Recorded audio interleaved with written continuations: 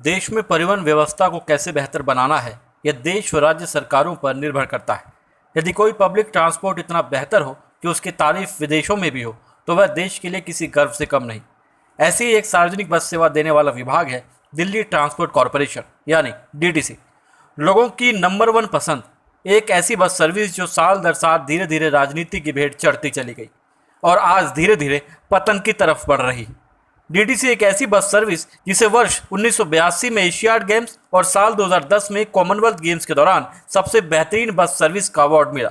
देश की पहली अंतर्राष्ट्रीय बस सेवा देने वाली डीटीसी आज अपने अस्तित्व के लिए संघर्ष कर रही है। सरकारें बदलती रहीं, लेकिन डीटीसी को और बेहतर करने के बजाय गर्त में ही ढकेला गया। यदि सरकारों ने डीटीसी की तरफ अपनी ईमानदार नजरिए से काम किया होता तो यह आज अंतर्राष्ट्रीय स्तर पर कई मिसालें कायम कर चुकी होती। लेकिन राजनीति का डीटीसी पर ऐसा प्रकोप हुआ कि धीरे धीरे अंतर्राज्यीय बसों यानी दूसरे राज्यों में जाने वाली बसों में भी कटौती की गई। डीटीसी को बढ़ाने के बजाय इसे बर्बाद करने की तरफ ज़्यादा फोकस किया गया और निजी बसों यानी क्लस्टर बसों पर ज़्यादा फोकस किया गया।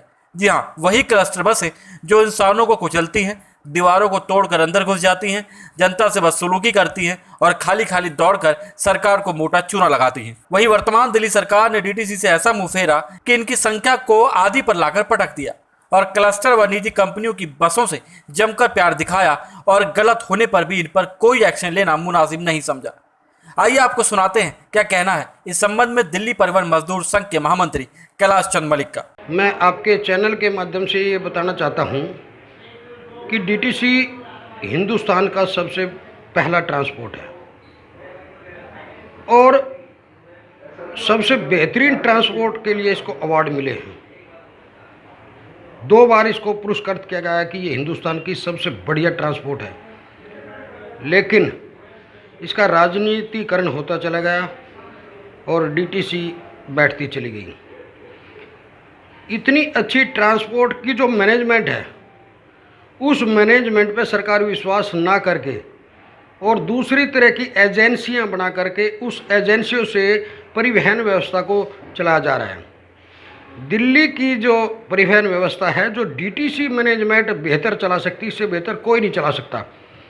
अब ये एफसीएमएस है, डिम्स है, इस तरह की एजेंसियां बना करके दिल्ली की जनता को सरकार अगर सुरक्षित रखना चाहती है तो ये उसकी भूल है, क्योंकि प्राइवेट गाड़ी सिर्फ अपनी कमाई के लिए, पैसे के लिए काम करती है और डीटीसी केवल पब्लिक सेवा के लिए है।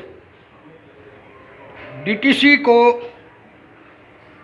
ख़त्म किया जा रहा है और प्राइवेट गाड़ियों को बढ़ावा दिया जा रहा है। दिल्ली सरकार के सत्ता में आने पर डीटीसी की करीब 6000 बसें थी, जो वर्तमान में करीब 3500 ही रह गई। सरकार ने वादे तो समय दर समय कई बार किए, लेकिन यह वादे किसी बेवफा सनम की तरह ही निकले और अभी तक कोई वादा पूरा नहीं हुआ। कुल मिलाकर यह कहना गलत नहीं होगा कि डीटीसी को राजनीति दीमक की तरह धीरे धीरे खोखली करती रही, लेकिन हम प्रयास करेंगे कि दिल्ली को जनता की पसंदीदा और देश की सबसे बेहतरीन बस सर्विस से कभी वंचित न होने दें और डीटीसी को पहले जैसी स्थिति में वापस लाने का प्रयास हमारा जारी रहेगा। न्यूज़ ट्रांसपोर्ट विशेष ब्यूरो रिपोर्ट, दिल्ली।